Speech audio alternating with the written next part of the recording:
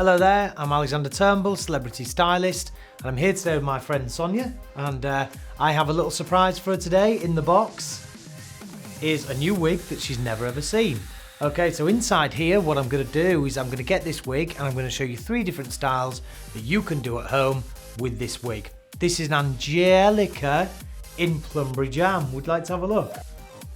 Oh. Yeah, I picked that out. I thought that might be nice. It's a really pretty colour. Your kind of colour. You can see this is nice and long and layered. The colour works really nice with your skin tone, and I think for those kind of events where you need to have a little bit more colour and you just want to go out there and just live it up, that this is something really good. But ultimately, this is one of these colours that you could actually wear like with the classic long black dress, would you not think? And the kind of cocktail party vibe.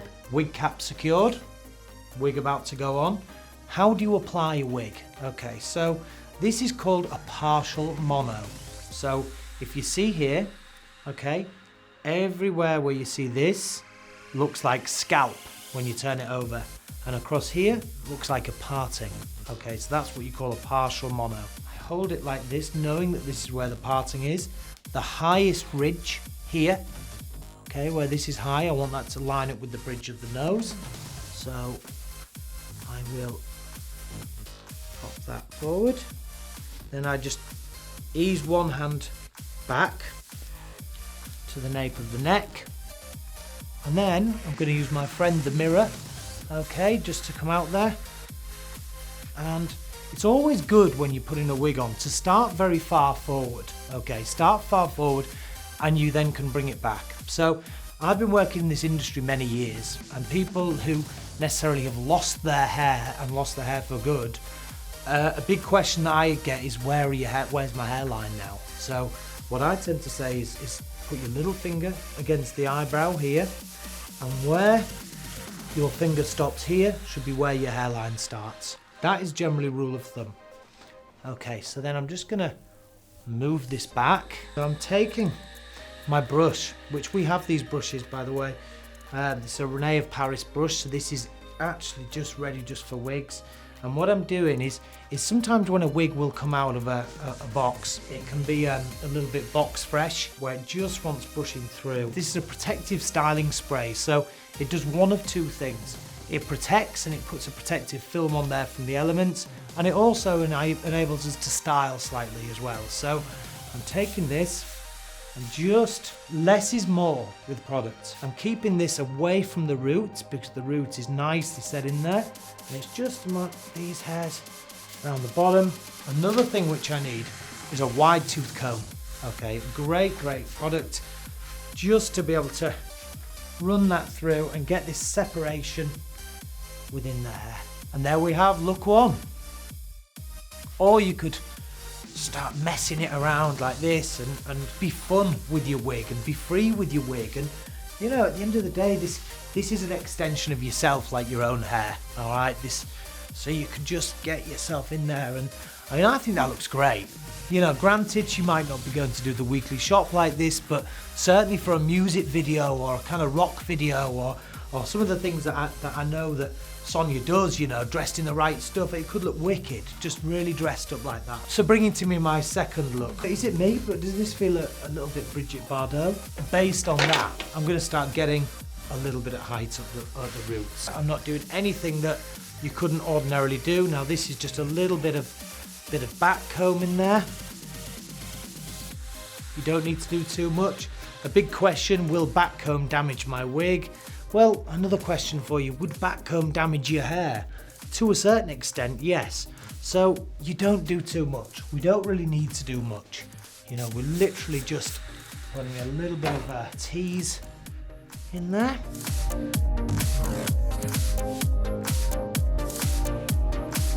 The protective spray here, so I'm coming straight the way in. So I know as I'm styling, I'm protecting the hair as well.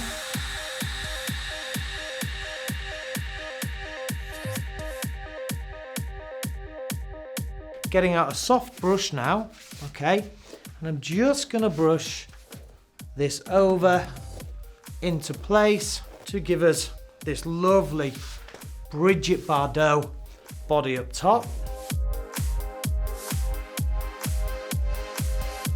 what I'm doing here right now is I'm just brushing this into shape to give us that fabulous, iconic Bridget Bardot / Audrey Hepburn kind of look. London is crazy about vintage, as is New York and you know, a lot of the cities where I am styling. I'm just using a very, very large grip. What's the benefit of the large grip? Well, you get more hair in it. So you could use a large grip, you could use a big comb, you could use some kind of accessory that you've got, or just use lots of little clips. I'm taking the whole piece of hair, and then in one movement, I'm just gonna roll that. Now, I'm literally scooping the hair up with my hands. Okay, guys? Because that's how easy this wants to be. It's literally the best styles look effortless. And that's how it's worn on the red carpet, and that's, you know, how it's worn in a lot of the big photo shoots from Vogue. Timeless, soft, wearable hair. So I'm now just going in with another large grip. You start seeing the style coming together now. Going with the smaller grips and just pinning into the base. So I'm building this style up now, guys, okay? So I've used the larger big securing pins, which work beautifully. But then just to get that little bit more detail, I'm coming in with these small grips.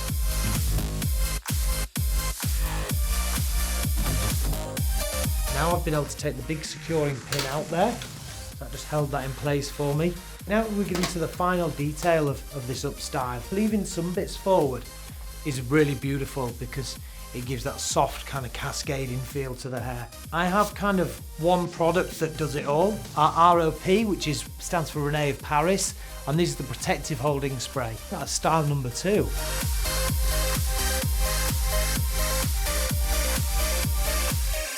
I think what I'm going to do for my third look is deconstruct this. I already have quite a lot of texture invested in the hair from the like up style that I did. I'm just grabbing this piece of hair, I twist it once, and I turn it, and I let that fall together. And I put the grip in and down. I'm going to take the next section. Doesn't have to be the most even section. If you want it to look rough, you want it to look free, take that piece of hair in, take that in there, twist it, see all that beautiful colour coming out and all that beautiful body coming out of there. Okay, I'm just using a long pin here, guys. Push that back in at the base. Just putting a little braid through this front here. And you can see the colours when you put that into a plait, how lovely that looks. If you look at anything in fashion, the braids are never really clean. Being a little bit broken up works. So often what we do in the fashion industry, we'll do a very clear braid, and then we'll start opening it up like this, look. And opening it up and opening it up to actually make it more untidy. I've got a grip here, and I'm just gonna push that to hold that for a second. I'm gonna take that texture, I'm gonna fold that over, just getting a standard band. I'm putting a band only once, all right? We don't want it over tight, we don't wanna start damaging the fiber of the hair. Just something nice and gentle. Take a separate piece of hair, which I have here, look, and just get that separate piece of hair. Take that around the band. So you see we get that lovely kind of pony, slightly off center as well, which I think really works. Just get another grip. I'm just putting this little braid in throughout the side after making this one a little bit bigger, which gives us like a load of detail throughout the front. I'm just going to finish it off just literally with putting very loose little over the shoulder braid black band there. Messy hair is brilliant, but it has to have balance. So this is what I'm doing now. This is probably what you'd call polishing. Okay, so I'm going through the hairstyle and I'm just polishing up what needs to be 100%. These bits that are coming out and are falling out, I really like that. And that's what you've got to be aware of is, you know, allow a few bits not to be 100% right. So here you have style number 3.